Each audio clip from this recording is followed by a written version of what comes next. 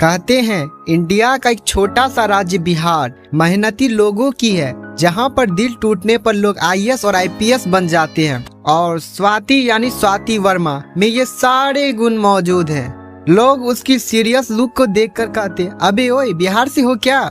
स्वाति देखने में बड़ी ही अट्रैक्टिव थी, लेकिन जेब खाली होने की वजह से रहती बड़ी सिंपल तरीके से थी। उसका सपना बीटीएस से मिलने का था और बीटीएस के साथ काम करने का था। कहने को तो उसकी उम्र की लड़कियां सड़क पर अपने बॉयफ्रेंड के साथ घूमती थी, लेकिन स्वाति वर्मा कॉलेज और कॉलेज से रूम और थोड़े वक्त के लिए अपने बॉयफ्रेंड के साथ बिताना।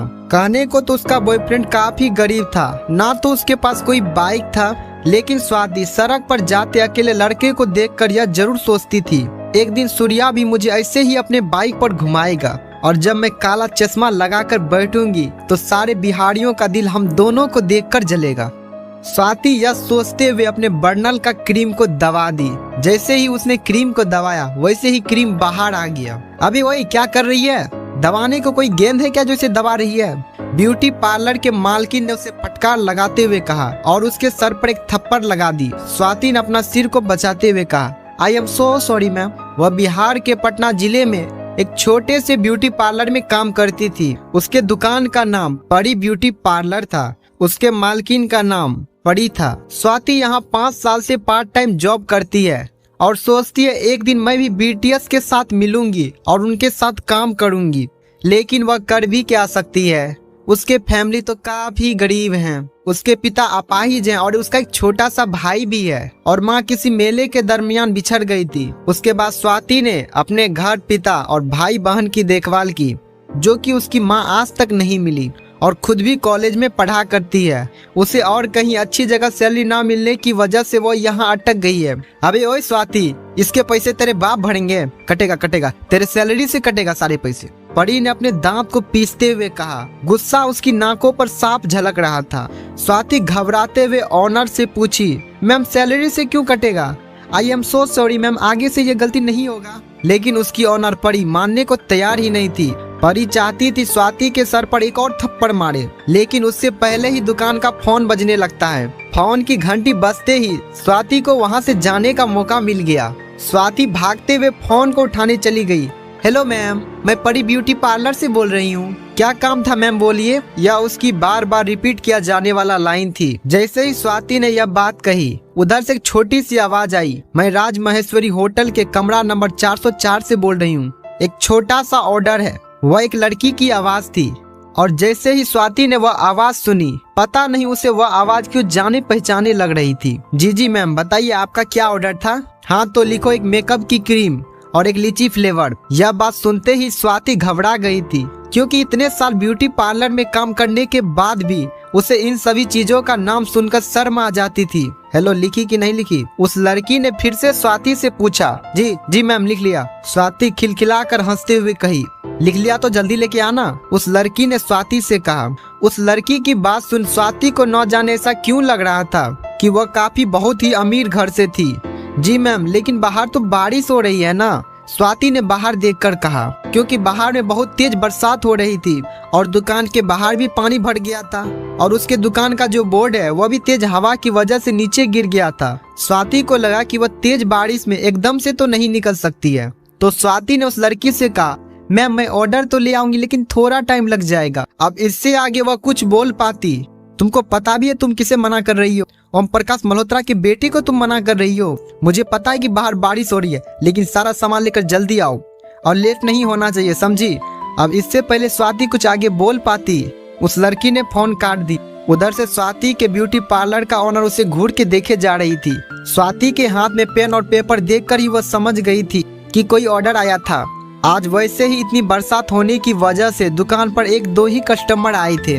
ऐसे में उस दुकान की मालकिन एक भी ऑर्डर को छोड़ना नहीं चाहती थी। वह स्वाति को देख रही थी और स्वाति बारिश की ओर देख रही थी। बारिश का बहाना नहीं चलेगा, जाना पड़ेगा। परी ने कहा, मैम मैं कोई बहाना नहीं बना रही, बारिश धीमी होगी तो मैं खुद चली जाऊंगी।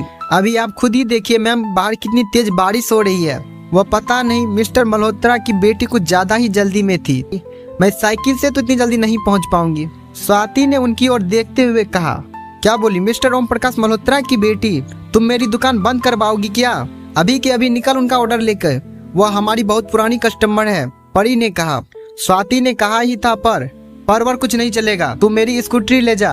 उसने गुस्से में बोली, अरे मैम 500 के ऑर्डर में मुश्किल से 50 रुपये बचेंगे, ऊपर से 3 गुने का तो पेट्रोल ही लग जाएगा। अगर रास्ते में गाड़ी बंद हो गई तो अलग से खर्चा, स्वाति ने समझाते हुए कही। वह जानती थी कि उसका मालिक इन सभी बातों पर ध्यान नहीं देगी। परी ने कहा, कोई बात नहीं, तुम जाओ। अरे जो हो जाए जाओ, ग्राहक नाराज नहीं होना चाहिए, वैसे भी वह ओम प्रकाश मल्होत्रा की बेटी है। उसके बाद परी ने स्कूटरी की चाबी उसकी ओर बढ़ा दी। परी ने चाबी ली, लेकिन उसे खुशी हो रही थी कि आज वह स्कूटरी चला पाएगी। पर वहीं दूसरी तरफ दुखी इस बात से हो रही थी कि गाड़ी मिली भी तो आज के ही दिन। बाहर आकर स्वाति ने सोचा, जो होगा देखा जाएगा, कम से कम तो स्कूटरी चलाने को तो मिल रही है। दरअसल स्वाति घर की परवरिश करने की वजह से स्कूटरी भी नहीं खरीद पा रही थी। स्वाति सोची, क्यों ना आज मैं अपने बॉयफ्रेंड को भी अपने साथ ले चलूं। लेकिन सूर्या को मेरे साथ बाइक पर जाने का बड़ा ही शौक था। स्वाति यह बात जानती थी कि सूर्या उसे बहुत प्यार करता है, क्योंकि एक सूर्या ही था जो उसके बैरान जिंदगी में एक सहारा था। सूर्या कभी भी उसे छोड़ नहीं सकता था। स्वाति कभी भी अपने बॉयफ्रेंड का बोझ नहीं बनना चाहती थी। वह चाहती थी कि वह अपना बॉयफ्रेंड का जरूर कुछ ना कुछ तो मदद कर सके, लेकिन इस गरीबी की वजह से दोनों का सपना कभी पूरा नहीं हो पाता था। लेकिन आज स्वाति सूर्या के साथ पटना घूमना चाहती थी। स्वाति गाड़ी को पार्किंग में लगाकर सीधा होटल के अंदर चली जाती है। वहां जाने पर स्वाति ने रूम नंबर 404 के बाहर पहुंची और उसने डोरबेल को बजा दी। और जैसे ही दरवाजा खुला, स्वाति ने थैली को आगे बढ़ाते हुए कहा, नमस्ते मैम, मैं परी ब्यूटी पार्लर से। इससे आगे स्वाति कुछ बोल पाती, उसकी आंखें फटी की फटी रह गई थी। उसने अपने आगे जो देखा मानो उसे झटका ही लग गया था। उसके सामने एक लड़की खड़ी थी और उसके पीछे एक लड़का खड़ा था, वह भी बिना कपड़ों के, हाफ पैंट में। वह लड़का और कोई नहीं बल्कि स्वाति का बॉयफ्रेंड ही था। उसके गाल पर लिपस्टिक लगा हुआ था। सूर्या, तुम यहाँ क्या कर रहे हो? स्वाति को अपने आंखों पर विश्वास ही नहीं हो रहा था। उसने खुद को चुट्टी काटा, लेकिन फिर भी उसने सूर्या को पाया। स्वाति, क्या तुम यहाँ मेरा पीछा करते हुए आई हो? सूर्या ने उल्टा उसी पर पलटवार करते हुए कहा। स्वाति को वहाँ देखकर उसकी दिल की धड़कन तेज हो चुकी थी। उसने कभी सपने में भी नहीं सोचा था कि स्वाति यहाँ आ जाएगी, और ना ही स्वाति का कोई मैसेज और ना ही कॉल आया था। अचानक तभी, सूर्या बेबी, तुम किससे बात कर रहे हो? एक लड़की की आवाज दरवाजे के पास से आई। उसने काफी छोटे कपड़े पहन रखे थे। स्वाति उसे पहचान ली।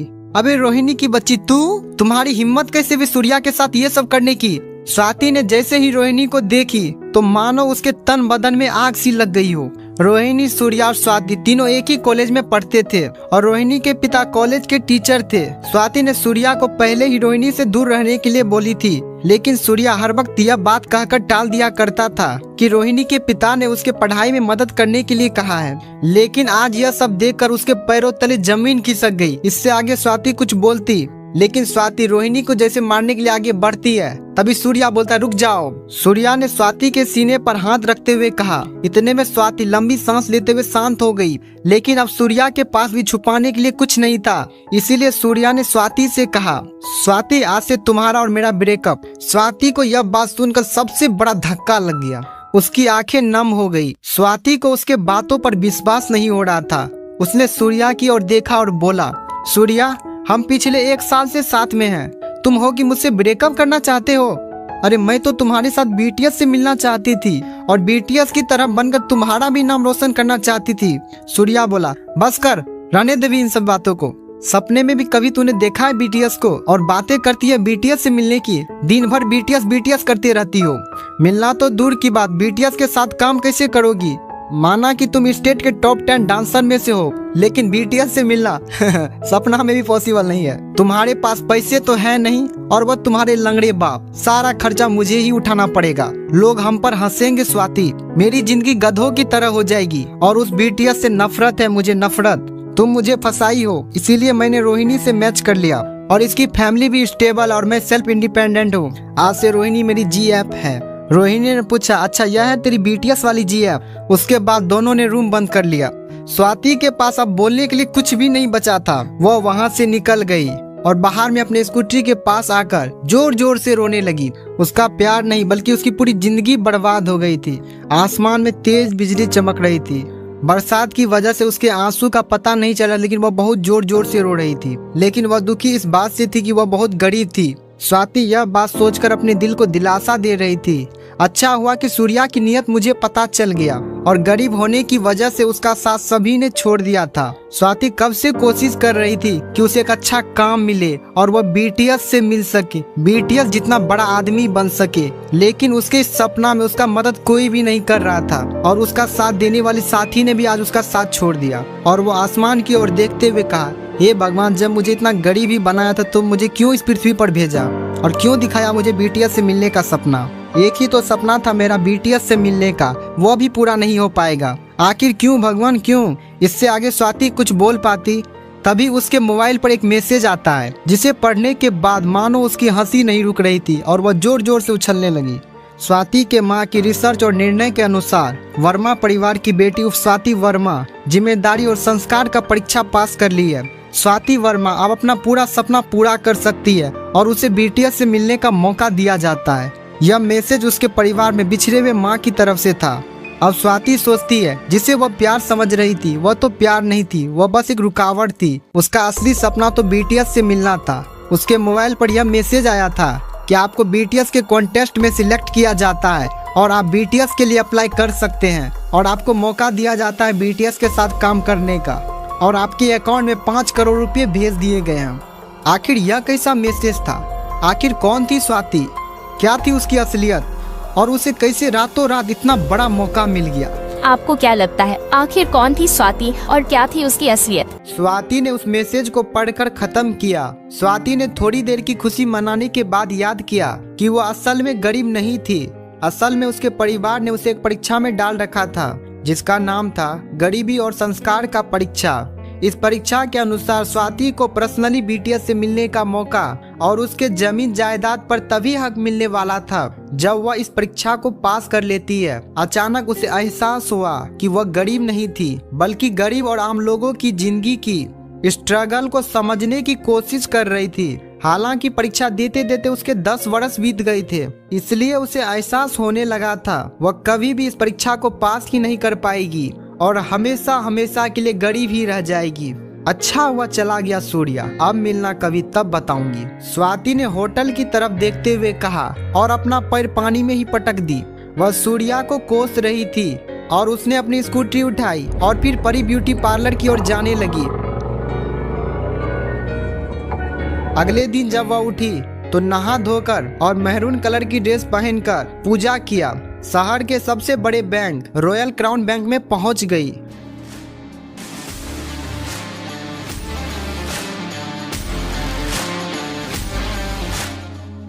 रॉयल क्राउन बैंक न सिर्फ शहर का सबसे बड़ा बैंक था बल्कि वह सबसे अमीर बैंक भी था। वहां पर शहर के सबसे अमीर लोगों के पैसे ही जमा किए जाते थे। स्वाति वहां अपने पैसे को निकलवाने के लिए जा रही थी। रॉयल क्राउन बैंक सूरत शहर में थी और उसके दरवाजे के बाहर महंगी से महंगी गाड़ियां खड़ी थी। स्वाति ने मन ही मन में सोची, ऐसी ही गाड़ी मैं भी लूंगी। स्वाति मन ही मन सोच रही थी, कल तक तो मैं एक स्कूटी नहीं खरीद पा रही थी और आज वह भी महंगी कार और इतनी महंगी गाड़ियां खरीदने की सोच रही थी। फिर उसने अपनी नजर गाड़ी पर से हटाई और बैंक के अंदर जाने लगी। उसने देखा कि वहां बहुत भीड़ थी और महंगे से महंगे कपड़े पहने लोग बैंक के अंदर जा रहे थे। उसने मन ही मन में सोचा, कहाँ बाहर की बदबू और कहाँ अंदर की खुशबू। आए हाय। उसने अपने गहरी सांस के अंदर ज्यादा से ज्यादा खुशबू को समेटते हुए अपने मन में सोच रही थी, लेकिन अगले ही पल उसके मन में एक संकोच पैदा हो गया कि एक रात में कितना सब कुछ बदल गया। लेकिन वह स्वाति अपने फटे पुराने कपड़े को नहीं बदल पाई। इतने बड़े बैंक में वह वही कपड़े पहनकर आ गई थी जो वह अक्सर ब्यूटी पार्लर में पहनकर जाया करती थी। पैसे लेते ही ना सबसे पहले नए कपड़े खरीदना है, स्वाति ने अपने आप से कहा और फिर बैंक के अंदर दाखिल होने लगा। और जैसे ही उसने दरवाजे को धक्का दी, उधर से उसे एक आवाज आई, आउच। स्वाति थोड़ी सी हड़बड़ी में दिखाई दे रही थी और इस जल्दबाजी के चक्कर में वह लंबे बाल वाली जवान लड़की से टकरा चुकी थी। माफ करना मैम, मैं आपको देख नहीं पाई। स्वाति ने तुरंत उसे हाथ जोड़ते हुए और माफी मांगते हुए कहा।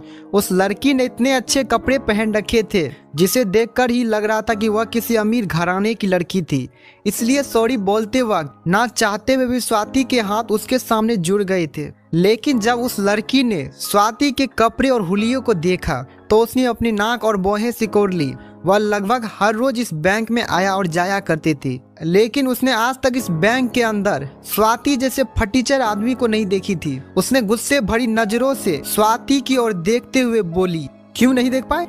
मैं कोई ट्रांसपेरेंट हूँ? तुम्हें इतनी बड़ी लड़की दिखाई नहीं देती? इससे पहले कि बात आगे बढ़ती, उस लड़की ने देखा कि इस बैंक का मैनेजर मिस्टर सुभाष पटेल उन दोनों की ओर बढ़ा चला आ रहा है। उसने भी स्वाति को देखकर वैसा ही शक्ल बनाया था जैसा शक्ल उस लंबे बालों वाली लड़की ने बनाई थी। I am so sorry miss, आपको कहीं लगी तो नहीं?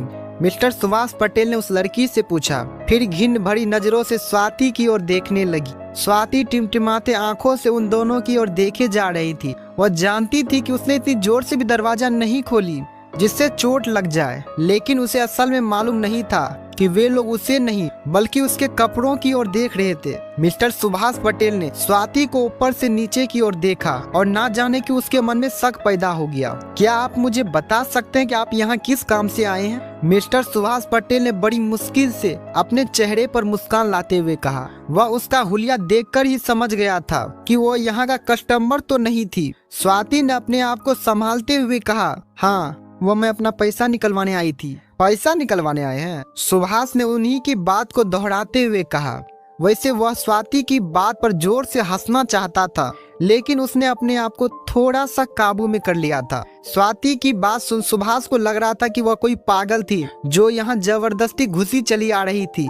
हाँ, तो क्या आपके पास कार्ड है? सुभाष ने उससे आगे पूछा। रॉयल क्राउन बैंक का कार्ड हासिल करना बहुत बड़ा मुश्किल का काम था। यहाँ अमीरों के लिए नहीं बल्कि गरीबों के लिए भी। इस बैंक का कार्ड लेने के लिए उसको अपने खाता में कम से कम 15 लाख रुपए जमा करवाने होते थे, तब जाकर उसे कहीं यह कार्ड मिलता था। लेकिन स्वाति तो पहली बार ही यहाँ आ रही थी, इसलिए उसके पास कार्ड होने की तो कोई संभावना ही नहीं थी। स्वाति जब मिस्टर सुभाष पटेल के सवाल का जवाब नहीं दे पा रही थी तो सुभाष ने फिर उससे पूछा, मैं पूछ रहा हूँ कि क्या आपके पास कार्ड है? वह समझ गया था कि स्वाति कोई पागल ही है जो कहीं से भागकर सीधा उनके बैंक में आ गया था। कार्ड नहीं है मेरे पास। स्वाति ने उसके सवाल का जवाब दिया और फिर इधर उधर देखने लगी। जैसे ही उस लंबे बालों वाली लड़की ने स्वाति का जवाब सुना तो वह खिलखिलाकर हंस पड़ी। मिस्टर सुभाष पटेल को तो लग रहा था वह पागल है। इससे पहले कि कोई आगे कुछ कह पाता, उस लंबे बालों वाली लड़की की माँ वहां आ गई और बोली, चलो बेटा। उनके हाथों में कुछ कागजात थे। स्वाति ने देखा कि वह औरत महंगा सा सूट पहन रखी थी। उस लड़की ने मिस्टर सुभाष के कंधे पर हाथ रखी और बोली, सुभाष देखो, इस तरह के सड़क छाप लोग तुम्हारे बैंक में घुसते चले आए ना और बाकी कस्टमर को परेशान करने लगे ना, तो तुम्हारी बैंक की इमेज और शेयर्स दोनों को काफी नुकसान होगा। एक मैनेजर होने के नाते तुम्हें इन सभी चीजों का ध्यान रखना चाहिए। मुझे उम्मीद है कि आगे मेरे साथ ऐसा कुछ नहीं होगा, उस लड़की ने कहा और फिर अपने माँ के साथ बाहर चली गई। अपना ध्यान रखना कोमल मैडम। मैनेजर ने उस लड़की को गाड़ी तक छोड़ते आते हुए कहा। आज तो वह बाल बच गया था। कोमल और उसकी माँ इस बैंक के सबसे वफादार और सबसे पुराने कस्टमर थे। अगर आज मिस्टर सुभाष पटेल उन्हें नाराज कर देते और वह उनके बैंक से अपना खाता बंद करवा देते तो शायद मिस्टर सुभाष पटेल की नौकरी तक जा सकती। और यह सब हो रहा था उस पागल लड़की की वजह से। इसे जल्द से जल्द यहाँ से भगाना पड़ेगा, मिस्टर सुभाष पटेल ने अपने आप से कहा और फिर बैंक के अंदर आने लगा। सुभाष उसे अपने बैंक से बाहर निकालने के तरीके के बारे में सोच रहा था, मगर जैसे ही वह बैंक में दाखिल हुआ तो उसने देखा कि स्वाति वहाँ थी ही नहीं। अरे, अब ये कहाँ चली गई? उसने अपने आप से पूछा। वह इधर उधर देखने लगी, लेकिन स्वाति वहाँ भी नहीं थी। सुभाष को अच्छे से पता था कि वह उसके सामने में तो बाहर नहीं निकली, तो इसका मतलब है कि वह बैंक के अंदर ही है। लेकिन सुभाष उसे ढूंढ नहीं पा रहा था। कुछ देर तक बैंक के सारे कोने देख लेने के बाद सुभाष को लगा स्वाति यहाँ पर अनकंफर्टेबल फील कर रही होगी, और जब वह कोमल को दरवाजे पर छोड़ने के लिए गया तब उसके पीछे पीछे वह भी निकल गई होगी। चलो जान बचा, सुभाष ने अपने आप से कहा और अपने केबिन में जाकर बैठ गया। और जैसे ही उसने आज के दिन का पहला फाइल उठाया, उसे किसी और की झलक दिखाई दी। यह कोई और नहीं बल्कि स्वाति ही थी। अरे, ये कहाँ छुपा हुआ था? सुभाष ने अपने आप से कहा। तुरंत वह फाइल को अपने ऑफिस में रखकर बाहर निकल गया था। उसने देखा कि स्वाति बैंक के वीआईपी गेट के पास खड़ी थी। सुभाष को तो वह मिल गई थी, लेकिन उसके लिए उससे भी बड़ी एक और मुसीबत खड़ी हो गई थी। स्वाति जिस कमरे के बाहर अभी खड़ी थी, उस कमरे के अंदर शहर के सबसे बड़े रईस लोगों का उठना बैठना था, बैंक के सिलसिले में या फिर किसी दूसरे काम के सिलसिले में। वह सभी लोग यहीं आकर बात किया करते थे। उस कमरे के अंदर जो लोग बैठे थे उन सब के करोड़ों रुपए इस बैंक के खाते में जमा थे। अगर ऐसे में स्वाति वहां घुस जाती, सब लोग मिलकर मिस्टर सुभाष पटेल की गर्दन पर चढ़ जाते और उसे नौकरी से बाहर निकाल देते। रुको, जहां हो वहीं खड़ी रहो, सुभाष जोर से और साथ ही गुस्से के साथ चिल्लाया। बाकी के लोग जो वहां खड़े थे वह मिस्टर सुभाष पटेल की आवाज सुनकर डर गए थे। कुछ लोगों के उसके इतने जोर की आवाज करने की वजह से गुस्सा तक आ गया था, पर सुभाष सबसे मुस्कुराते और माफी मांगते हुए आगे बढ़ते जा रहे थे। वह स्वाति को किसी भी तरह से उस कमरे के अंदर जाने से रोकना चाहती थी, लेकिन उससे पहले ही वह कमरे के अंदर दाखिल हो चुकी थी। अरे यार, ये कौन है? कॉमन सेंस नाम की भी कोई चीज होती है? सुभाष ने अपना सिर को पटकते हुए कहा। वह भी उस कमरे के दरवाजे तक बढ़ने लगा, लेकिन उसने दरवाजा खोलने की कोशिश किया, लेकिन वह दरवाजा अंदर से लॉक हो गया था। बाप रे, ये कैसी लड़की है, बिना परमिशन के अंदर घुसी तो घुसी, ऊपर से दरवाजा भी बंद कर ली। अब क्या होगा? डर के मारे सुभाष के सर से पसीना चू रहा था। उसका जी यह सोचकर घबराए जा रहा था, ना जाने स्वाति और मेन मैनेजर के बीच में क्या हो रहा होगा। दर स्वाति जैसे ही कमरे के अंदर दाखिल हुई, वहां का मेन मैनेजर जो कि सोफे पर बैठा हुआ था, वह उसे देखते हुए अचानक सीधा बैठ गया। हेलो मैम, कैसे हैं आप? उसके मुंह से स्वाति को बिना देखते हुए ये शब्द निकले। उसे याद था इस कमरे में कुछ खास लोग ही आते थे, और जो भी आते थे मिस्टर सुभाष पटेल उसके आने की खबर पहले ही दे देते थे। इस वक्त जो लड़की उसके सामने खड़ी थी, उसे देखते ही मेन मैनेजर अपनी जगह पर जम गया था। ना तो स्वाति कहीं से वीआईपी लग रही थी और ना ही वह उसका कोई रिश्तेदार थी। कौन है आप? क्या चाहिए आपको? उस मैनेजर ने 19 साल की जवान लड़की को देखते हुए कहा। मैं यहाँ अपना पैसा लेने आई हूँ। स्वाति ने सीधे मुद्दे की बात मैनेजर के सामने रखते हुए कहा। तुम्हारे पास हमारा मास्टर कार्ड है या ब्लैक कार्ड? दरअसल मास्टर कार्ड और ब्लैक कार्ड दो बहुत बड़े कार्ड होते हैं। मास्टर कार्ड से लाखों तक का ट्रांजैक्शन होता है और वहीं ब्लैक कार्ड से करोड़ों रुपए तक का ट्रांजैक्शन होता है। मैनेजर उसे ऊपर से नीचे की ओर देख रहा था। स्वाति ने कहा, नहीं नहीं, मेरे पास कोई कार्ड नहीं है। तो फिर हम तुम्हें कोई पैसा नहीं दे सकते।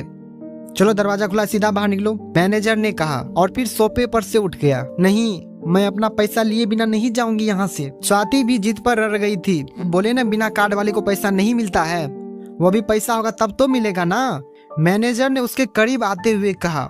अरे पैसा है तभी तो निकालने आई हूँ ना। स्वाति ने कहा, देखिए फालतू की बहसबाजी मत कीजिए, वरना मैं सिक्योरिटी को बुला दूंगा, वो आपको धक्के मारकर बाहर निकाल देगा।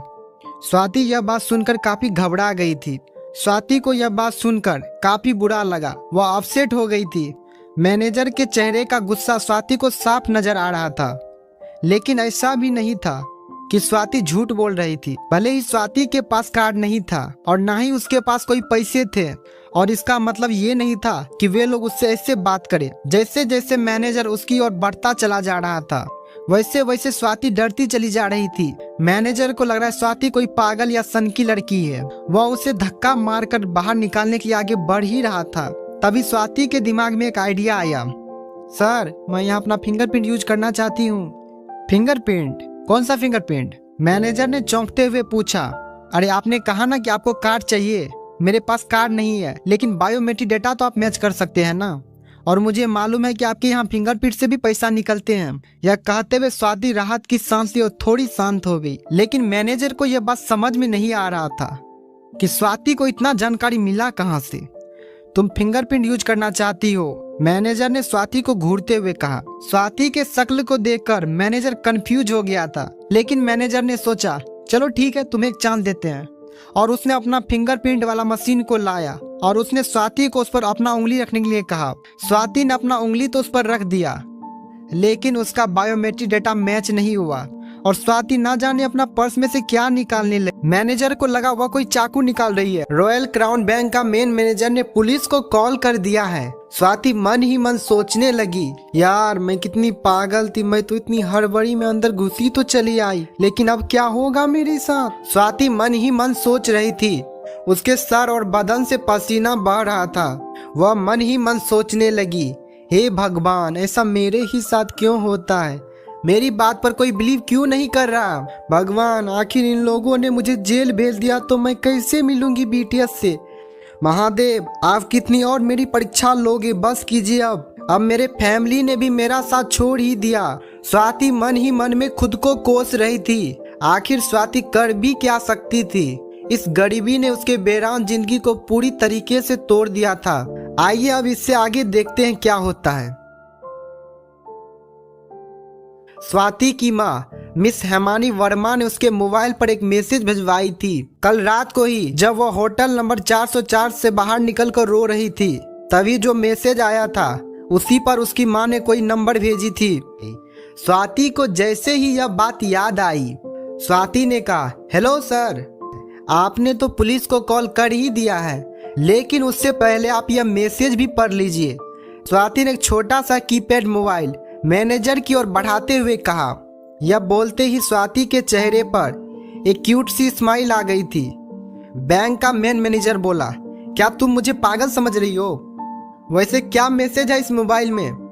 मैनेजर ने कहा। हालांकि मैनेजर भी स्वाति की बात सुन डर गया था, क्योंकि मैनेजर स्वाति के गरीब हुलिये को देखकर सोच रहा था, कहीं यह लड़की कोई टेररिस्ट तो नहीं है और बम का मैसेज तो नहीं दिखा रही। मैनेजर यह सोचते हुए उसके हाथों से मोबाइल लिया। वैसे ही उसने देखा कि स्वाति जो बोल रही थी वह बिल्कुल सच था। उसके मोबाइल पर स्वाति का VIP कार्ड नंबर था और वहीं पर उसका यूजर ID और पासवर्ड भी था। यह यूजर ID उस बैंक का ही था। अब बैंक का मेन मैनेजर डर के मारे थरथर कांपने लगा, क्योंकि इस VIP रूम में जिन लोगों का भी बैंक अकाउंट था वह काफी अमीर घराने से थे और उसकी बराबरी कर पाना मेन मैनेजर के औकात से भी बाहर था। जिन लोगों का भी यहाँ खाता था उनके बैंक अकाउंट में कई करोड़ों रुपये तक होते थे। उनके सामने पुलिस भी कुछ नहीं था। मेन मैनेजर यह सब देखकर सोचने लगा, मैं किसी बड़ी हस्ती को तो ऑफेंड नहीं न कर दिया। मैन मैनेजर बोला, I am so sorry ma'am. Ma'am आप बैठ जाइए, मैं आपका काम करता हूँ। उस मेन मैनेजर ने अपने लैपटॉप पर स्वाति की यूजर ID और पासवर्ड एंटर किया। मैम आपके माँ का नाम मिस हिमानी वर्मा है क्या? स्वाति बोली, जी। क्या आप मिस हिमानी वर्मा की बेटी हैं? यह बात सुनकर मेन मैनेजर के सर के तोते उड़ गए थे जब उसने देखा कि उसके बैंक में 5 करोड़ 15 लाख रुपये थे। और उसने आगे पढ़ा, उसकी बैंक ने 1163 बड़ी म्यूजिक इंडस्ट्री को फंडिंग दिया था, जिनका कुल वैल्यू 5000 करोड़ रुपया से भी ऊपर था। यह सब पढ़ते ही बैंक का मेन मैनेजर अपने सोफे को छोड़ स्वाति के पैरों में जाकर रोने लगा। मैन मैनेजर को लगा जैसा उसने आज स्वाति के साथ किया, शायद ही स्वाति उसे माफ करेगी। मैम मुझे मारना है तो चप्पल से मार लीजिए, लेकिन मैम प्लीज मुझे माफ कर दीजिए। स्वाति अपने सोफा पर एक के ऊपर एक पैर रखकर बैठ गई, जैसे कि स्वाति बहुत ही गुस्से में हो। मैम जो सजा आपको देना है प्लीज मुझे दे दीजिए, लेकिन मेरे फैमिली को कुछ मत कीजिएगा मैम। बैंक का मेन मैनेजर यह बात को अच्छी तरीके से जानता था। उसने जिस हस्ती को आज ऑफेंड किया है उसके बराबरी का बैंक अकाउंट यहाँ पर किसी का भी नहीं था। ऊपर से स्वाति के बैंक अकाउंट से इस बैंक को फंडिंग भी मिली हुई थी। बेचारा मेन मैनेजर डर के मारे जमीन पर लेटकर माफी मांग रहा था। स्वाति ने कहा, आप खड़े हो जाएं। मैन मैनेजर अपना सर को नीचे कर तुरंत खड़ा हो गया। उसके बाद स्वाति भी अपने सोफे से खड़ी हो गई। देखिए, आप इस बैंक का मेन मैनेजर हुए और उम्र में आप मेरे चाचा के उम्र के हैं। कम से कम गरीब की नहीं तो एक लड़की का आदर करना सीखिए। आज तुम्हें पता चलेगा स्वाति क्या चीज है। स्वाति यह बोलते हुए गुस्से से VIP गेट से बाहर निकलकर मेन हॉल में आ गई। जब मिस्टर सुभाष पटेल ने देखा और बाकी के लोगों ने भी देखा कि बैंक का मेन मैनेजर उसके सामने हाथ जोड़े हुए खड़ा है, वे लोग भी डर गए थे। स्वाति ने कहा, आज तुम सब मुझसे माफी मांग रहे हो क्योंकि तुमको पता चल गया आखिर मैं कौन हूँ। आज जो मेरे साथ हुआ, मैं एक लड़की नहीं हूँ, मैं उन सब की आवाज हूँ जो तुम्हारे जैसे लोगों के इल्जाम और मजाक का शिकार होता है। सम्मान सिर्फ किसी का औकात देखकर मत दो, सम्मान सिर्फ इंसान की मेहनत और ईमानदारी देखकर दो। गरीब होना कोई शर्म की बात नहीं है, लेकिन किसी गरीब का मजाक उड़ाना, इससे पता चलता कि तुम्हारी सोच कितनी छोटी है। सभी लोग चुप हो जाते हैं। उनकी आंखों में पश्चाताप था। स्वाति यह सब कहकर अपने आंख से आंसू पोंछती है और बोलती है, मुझसे माफी मांगने की कोई जरूरत नहीं है। आगे से किसी भी गरीब के साथ ऐसा बिल्कुल भी मत करना। स्वाति यह सब बोलते ही वहां से बिना पैसे निकाले बैंक के बाहर निकल गई। बैंक का मेन मैनेजर स्वाति को रोकना चाहता था, लेकिन उसमें इतनी हिम्मत नहीं थी कि वह जाकर उसे रोक सके। वह जमीन पर बैठ गया और फिर अपना चश्मा उतारकर सोचने लगा, सच में यार, हम लोगों को सबसे पहले लोगों का आदर करना चाहिए। इधर स्वाति भी अपने रूम में आ गई थी और बैठकर रोने लगी थी। उसने अपने दीवार पर लगे बीटीएस के फोटो को देखा और बोली, हे मेरे बायस, आज मेरे पास इतना पैसा है कि मैं आपसे तुरंत मिल सकती हूँ, लेकिन जो रिश्ते प्यार और पैसों की वजह से बनते हैं वे असली रिश्ते तो नहीं न हुए। असली रिश्ते तो हमारा और आपका है मेरे बायस। स्वाति खुद से बोली, नहीं चाहिए मुझे ये पैसे, मैं अपने मेहनत से बीटीएस से मिलूंगी, आप तक पहुंचेंगी। यह पैसे मेरे फैमिली में मेरी माँ की वजह से है, लेकिन मैं अपना एम्पायर खुद बनाऊंगी। इन पैसों का यूज मैं कभी नहीं करूंगी। मुझे बीटीएस से मिलना है, उनके जितना बड़ा एम्पायर खड़ा करना है। यह बोलकर स्वाति अपने आंसू को पोंछ ली। असल में उसे क्लास जाने में देर हो रही थी। स्वाति असल में पटना यूनिवर्सिटी के कॉलेज में पढ़ती थी। जैसे ही वह कॉलेज के अंदर दाखिल हुआ, उसके पैर एक कीचड़ से भरे गड्ढे में पड़ गए। ओह सिट, उसने अपने आप से कहा। उसने अपने जूतों को पास की सड़क पर साफ करने लगा। कॉलेज के सड़कों पर इतने सारे गड्ढे हो गए थे, लेकिन बिहार की सरकार एक भी गड्ढे को नहीं भरवा रही थी।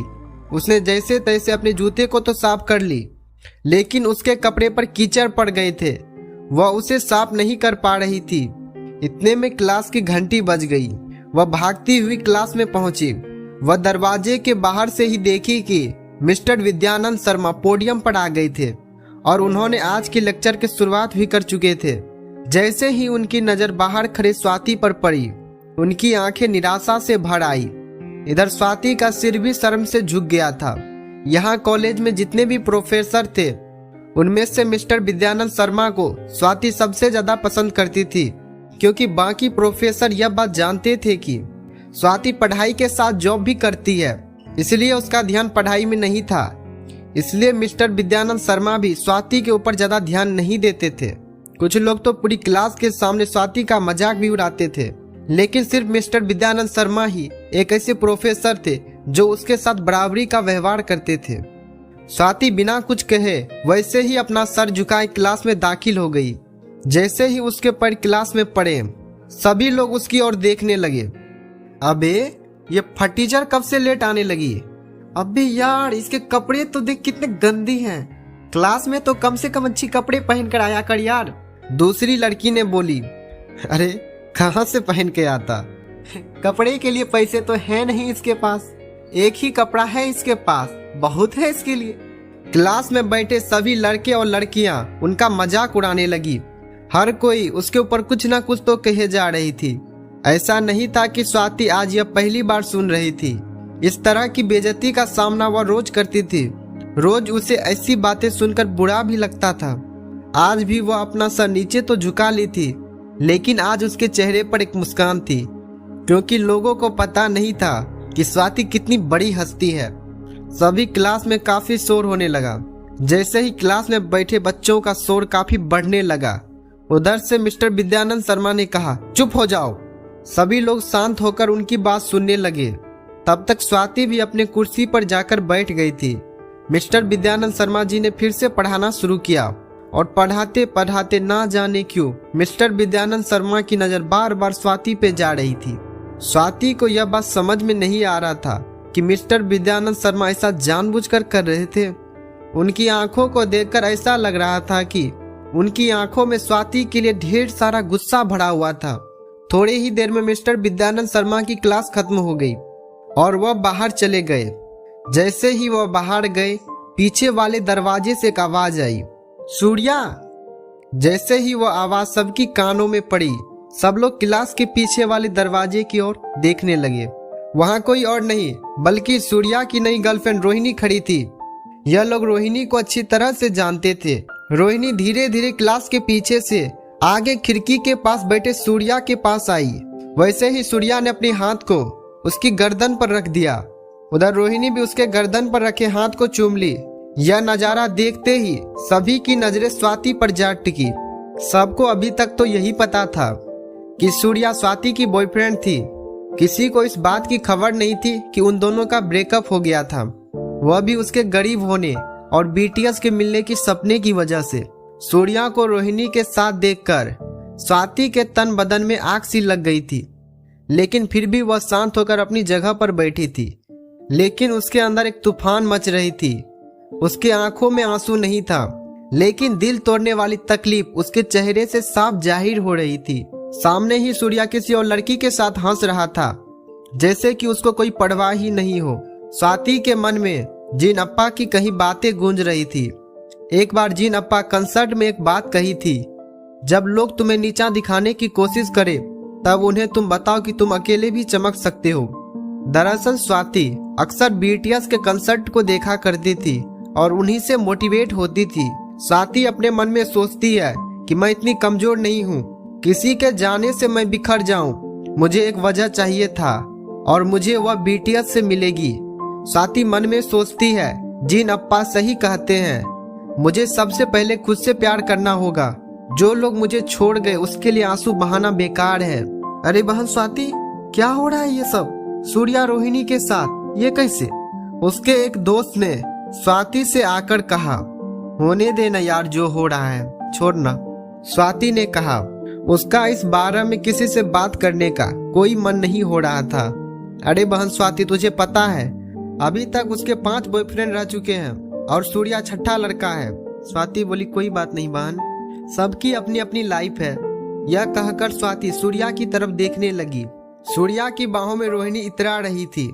सूर्या जानता नहीं था कि स्वाति अगर चाहती तो रोहिणी और उसके पिता को कारोबार समेत खरीद सकता था।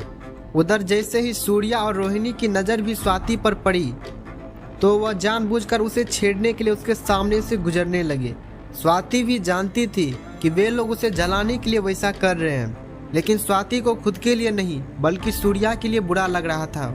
वह मन ही मन सोच रही थी कि सूर्या बस थोड़ा सा इंतजार कर लेता तो आज मैं उसके लिए पूरी बाइक की दुकान खरीद लेती। प्रियंका ने स्वाति से पूछा, बहन तुझे गुस्सा नहीं आ रहा है? नहीं बहन, जो हो रहा है अच्छा ही हो रहा है। जो होता है वह भी अच्छे के लिए ही होता है। मैंने जीन अप्पा से सीखा है, स्वाति ने कहा और सूर्या और रोहिणी की तरफ देखने लगी। अब उन दोनों की नजर स्वाति के मुस्कुराते हुए चेहरे पर पड़ी। वे दोनों अंदर से और भवक गए। दोनों के दोनों ही यह सब स्वाति को सिर्फ जलाने के लिए कर रहे थे, लेकिन स्वाति ऐसे रिएक्ट कर रही थी जैसे उसका और सूर्या का कोई रिश्ता ही नहीं था। तो सूर्या बोला, चलो बेबी यहाँ से, आज हम लोग एक रात साथ बिताएंगे, और उसकी गालों को चूम लिया। यह देखकर स्वाति थोड़ी तो जल गई थी और उसका जवाब भी वो रोहिणी को देना चाहती थी। इसलिए स्वाति ने कहा, ये सब क्यों कर रहे हो तुम? ये दिखा के तुम साबित क्या करना चाहते हो? स्वाति को सूर्या का ऐसा रूप देखकर उसी के लिए बुरा लग रहा था। स्वाति की बात सुन रोहिणी को तो मिर्ची लग गई थी।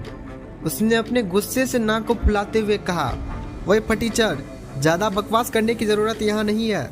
आज के बाद सूर्या की तरफ देखी और आंख उठा के कुछ बोली तो तुझे मैं हमेशा के लिए कॉलेज से निकलवा दूंगी।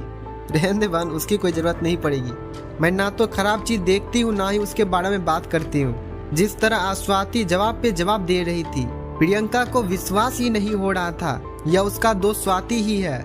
उधर रोहिणी भी स्वाति की जवाब सुनकर गुस्से से आग बबूला हो रही थी। वह स्वाति को सबक सिखाने के लिए गुस्से से आगे बढ़ ही रही थी। इतने में ही पीछे से एक लड़के की आवाज आई, सूर्या। सब लोगों ने उस आवाज की ओर देखा। वहां पर एक छोटा कद का लड़का खड़ा था। वह गुस्से से सूर्या की ओर देखे जा रहा था।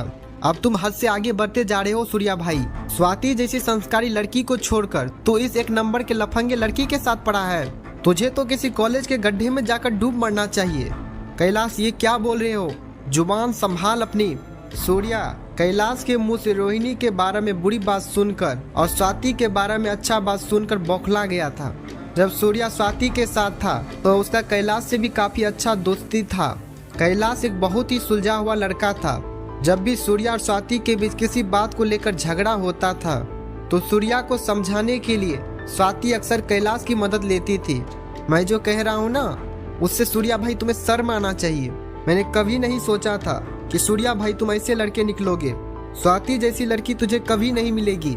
जैसे ही कैलाश ने यह बात सामने रख दिया, यह बात सुनते ही सभी शॉक्ड हो गए थे। स्वाति ने कहा, मैं जानती हूँ कि तुम इतने बदल गए हो, लेकिन इतने नीचे गिर जाओगे यह कभी मैंने सपने में भी नहीं सोचा था। सूर्या कुछ बोलने ही वाला था, लेकिन कैलाश ने उसकी कॉलर पकड़ लिया और कैलाश बोलता है, भाई जो लड़की तेरे लिए अपनी सैलरी भी सेक्रीफाइस कर देती थी, तूने आज उसी को धोखा दे दिया। जब भी तुम बीमार होते थे, तुम्हारे खड़े होने की हालात नहीं होती थी। बेचारी अपना पढ़ाई छोड़कर तेरे लिए खाना बनाती थी और तो और तेरे लिए दवाई तक लेके आती थी। यहाँ तक छुप छुपा कर तेरे लिए बाइक के लिए पैसे भी जमा कर रही थी। इतना प्यार किया इसने तुझे। तुम इसे गरीब और बीटीएस के मिलने के सपने को लेकर तुम उसी को धोखा देना चाहते हो। तुम किसी का सच्चा प्यार डिजर्व भी नहीं करते हो। अपने लिए स्वाति कैलाश के मुंह से यह सब बात सुन रोने लगती है। अरे ये स्वाति अपने लिए छोटी सी सैलरी को सेक्रीफाइस भी कर देती है सिर्फ तुम्हारे लिए। सूर्या गुस्से से कैलाश का हाथ हटाता है और कहता है, मुझे यह सब सुनने का कोई शौक नहीं है। मैं अपनी लाइफ को एंजॉय कर रहा हूँ। तुम लोग कहीं और जाकर गरीबी का रोना रो। जब आखिर स्वाति को जरूरत है अपने सपने को पूरा करने के लिए, तुम इसी का साथ छोड़ रहे हो भाई। इतना सब बात कह देने के बाद कैलाश भी चुप हो गया। स्वाति ने जैसे ही देखी कि सूर्या पर कैलाश के किसी बातों का कोई असर ही नहीं हो रहा था और स्वाति भी सूर्या की उल्टी पुल्टी बात सुनी जा रही थी, लेकिन तभी स्वाति की फोन बजी। स्वाति ने जैसे ही फोन उठाई और कुछ बोलती, तभी उधर से एक आवाज आई, बहुत हो गया स्वाति बेटा, जल्दी से अब घर आ जाओ। यह आवाज को सुनते ही स्वाति उस आवाज को पहचान गई थी। उसके दिमाग से सूर्या के सारे ख्याल चले गए और इस आवाज को सुनते ही स्वाति की आंखों में आंसू आ गए थे। यह दुख के आंसू नहीं थे बल्कि खुशी के आंसू थे। मैं जल्दी ही आ जाऊंगी माँ, बस 12th का फाइनल एग्जाम खत्म हो जाने दीजिए। स्वाति ने जैसे ही कहा, उधर से एक आवाज आई, बस कितना और पढ़ेगी बेटा, तू अब जल्दी से आ जा। मैंने तेरे लिए बीटीएस से मिलने के लिए मीटिंग भी फिक्स कर दी है। स्वाति बोली, क्या सच में? हाँ बेटा। यह बोलकर उसकी माँ चुप हो गई। स्वाति बोली, माँ मैं आज ही आ रही हूँ। लेकिन उधर से उसे कोई आवाज नहीं आई। क्या हुआ माँ, बोलिए ना। बेटा वह क्या हुआ, बोलिए भी अब। स्वाति बेटी, मैं चाहती हूँ कि तुम बीटीएस से मिलो, वह ठीक है, लेकिन बेटी जब मैं सुबह बीटीएस से बिग हिट कंपनी में मिलने गई थी और बोली कि तुम बीटीएस से मिलना चाहती हो, तो उन्होंने कहा कि तुम उनकी कंपनी की सीईओ बनो बेटा। लेकिन माँ मैं कैसे? बेटी मैंने हर मेंबर को बात करते हुए सुना था। क्या स्वाति सीईओ बनने के लायक है? तुम लोगों को क्या लगता है, क्या वह बिग हिट कंपनी को आगे ले जा सकेगी? हाँ, लेकिन सीईओ बनना तो सिर्फ टाइटल के मामले में ठीक है, लेकिन उसे नए नए चैलेंजेस फेस करना होगा। सुगा तुम्हारा क्या ख्याल है? जिन बिल्कुल सही बोल रहा है। सबसे बड़ा बात, स्वाति कितने बड़े बड़े चैलेंजेस को एक्सेप्ट करती है। सुगा तुम्हें क्या लगता है, क्या वो आर्टिस्ट को गाइड कर सकेगी? क्या वह नए म्यूजिक प्रोजेक्ट को समझ सकेगी? मुझे तो नहीं लगता। जेहॉब बिल्कुल सही बोल रहा है, क्या वो हम सबको एक साथ रख सकेगी? ओ भाई उजड़े हुए रियासत के खजूर, क्यों नहीं रख सकेगी भला? अरे भाई कम से कम अभी तो मजाक मत किया करो। अच्छा ओके ओके ओके। देखो स्वाति अगर हर चैलेंज और परीक्षा को पास कर लेगी तो फिर हम लोग उसे सीईओ मानेंगे, लेकिन एक बात जरूर ध्यान में रहे, यह परीक्षा 6 महीने तक चलेगी।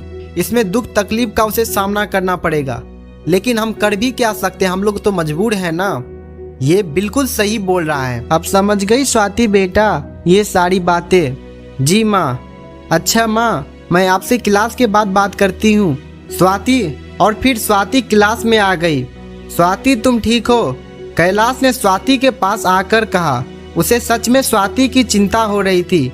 स्वाति ने कैलाश को देखी और मुस्कुरा दी। स्वाति के पास कैलाश खड़ा था, जिससे स्वाति को भी अच्छा महसूस हो रहा था। आखिर कोई तो था उसके साथ। हाँ यार तुम चिंता मत कर स्वाति, तुम एक बार अपना बीटीएस से मिलने का सपना पूरा कर, कैलाश ने कहा। दूसरी तरफ प्रियंका ने भी स्वाति के कंधे पर हाथ थपथपाते हुए कहा, अच्छा चलो आज ना हम तुम्हारे आज़ाद होने का जश्न मनाते हैं। आज मैं अपनी तरफ से तुम्हें ट्रीट दूंगा। कैंटीन का ना खा खा कर हम लोग बोर हो गए हैं। हाँ यार, कैंटीन से मैं भी बोर हो गई हूँ, प्रियंका ने कहा। कैलाश ने कहा, ओए मिस, तुमको कोई नहीं ले जा रहा है? अरे नहीं, मैं तो बता रही थी कि मैं भी कैंटीन का खा खा के बोर हो गई हूँ। स्वाति ने कहा, अरे तुम लोग झगड़ा मत करो। स्वाति ने जब देखी कि उसके दोस्त लोग उससे कितना प्यार करते हैं तो उसे अपने आप पर और भी ज्यादा खुशी महसूस हुई। तभी फिर दोबारा स्वाति की मोबाइल की घंटी बजी। स्वाति ने फोन उठाई और बोली, हेलो, कौन बोल रहे हैं? जी, मैं आपकी शुभचिंतक बिग हिट कंपनी की मैनेजिंग डायरेक्टर अवनी चौहान बोल रही हूँ। मैम, सर का ऑर्डर है, आप BTS से पर्सनली तभी मिलेंगे जब आप उनकी एक शर्त को पूरा करेंगे। हमारे बिग हिट कंपनी का एक छोटा सा ब्रांच आपके पटना शहर में है जिसका नाम है बिग हिट कॉरपोरेशन। आप उसे मैनेज कीजिए, देखभाल कीजिए, ये हमारे सर का ऑर्डर है। मैं कैसे? स्वाति ने कहा। BTS से मिलना है कि नहीं?